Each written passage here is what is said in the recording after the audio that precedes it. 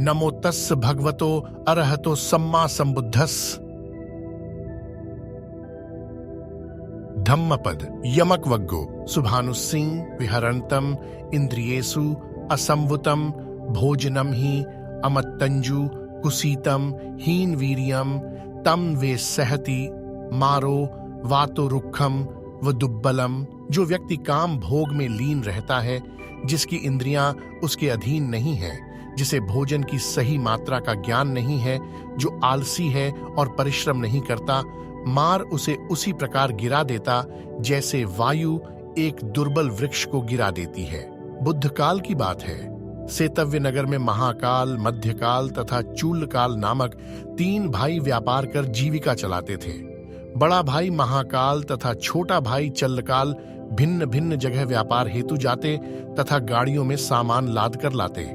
मंझला भाई मध्यकाल उन वस्तुओं की बिक्री करता। एक बार दोनों भाई गाड़ियों में खरीदा हुआ सामान लेकर गांव लौट रहे थे। रास्ते में उन्होंने श्रावस्ती एवं जेतवन के बीच अपना काफिला रोक दिया। वहां महाकाल ने कुछ उपासकों को बुद्ध का उपदेश सुनने जाते हुए देखा।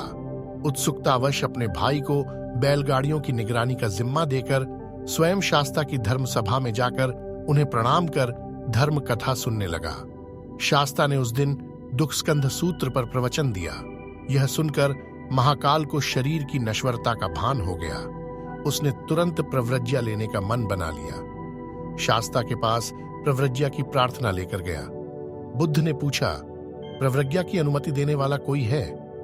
तब महाकाल ने अपने छोटे भाई चल्लकाल को बुलाया।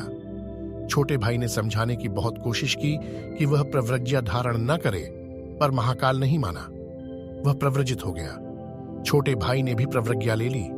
महाकाल श्मशान साधना करते करते अरहत्व तक पहुंच गया। इसके विपरीत छोटे भाई चल्लकाल का मन साधना में नहीं लगता था। वास्तव में वह विहार में यह सोचकर रह रहा था कि एक न एक दिन अपने भाई को पुनः गृहस्थ आश्रम में वापस खींच लाएगा। महाकाल के अरहत्व प्राप्ति के बाद एक दिन शास्ता भिक्षुगण के साथ चारिका करते हुए सेतव्य में सिंस पावन पधारे। चूलकाल की पत्नियों ने जब सुना कि शास्ता भिक्षु संघ के साथ सेतव्य पधारे हैं, तो उन्होंने चल्लकाल को पुनः गृहस्थ बनाने के लिए एक योजना बनाई। शास्ता और भिक्षु संघ को भोजन दान के लिए आमंत्रित किया गया। व्यवस्था ठीक है या नहीं, यह देखने के लिए चूलकाल को पहले भेजा गया। लेकिन चूलकाल के वहां पहुंचने पर उसकी पत्नियां उसे तरह तरह के ताने देने लगीं, मजाक करने लगीं तथा वस्त्र खींचने लगीं। उन्होंने चूलकाल का चीवर उतार दिया और उसकी जगह उसे सफेद वस्त्र पहनाकर विहार भेज दिया। चूलकाल को प्रव्रजित हुए अभी 1 वर्ष भी नहीं हुआ था। उसे बुद्ध धर्म एवं संघ में कोई विशेष श्रद्धा नहीं थी, अतः उसे चीवर छोड़ने में कोई संकोच नहीं हुआ।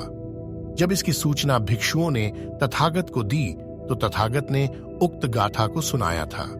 जो व्यक्ति अपनी तृष्णा पर काबू न कर सभी सुंदर वस्तुओं को प्राप्त करना चाहता है, भोगना चाहता है, अधिकार करना चाहता है और अपनी इच्छा को संयम एवं नियंत्रण में करने का प्रयास नहीं करता, वह व्यक्ति बुरी आदतों के प्रभाव में आएगा ही और अपने पास जो उपलब्ध है उसका भी नाश करेगा ही।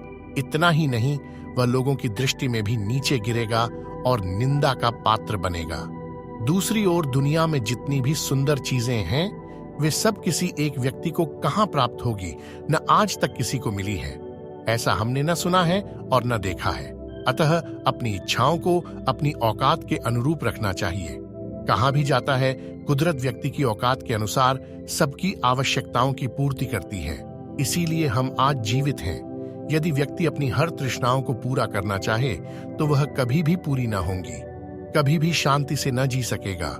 इसलिए व्यक्ति को आत्म संतुष्टि के साथ आलस विहीन होकर जीना चाहिए। अन्यथा व्यक्ति विलासिता के संसाधनों में डूबकर बुरी प्रवृत्तियों का शिकार होकर हवा के झोंके से दुर्बल वृक्ष की तरह नष्ट हो जाएगा। नमो बुद्धाय।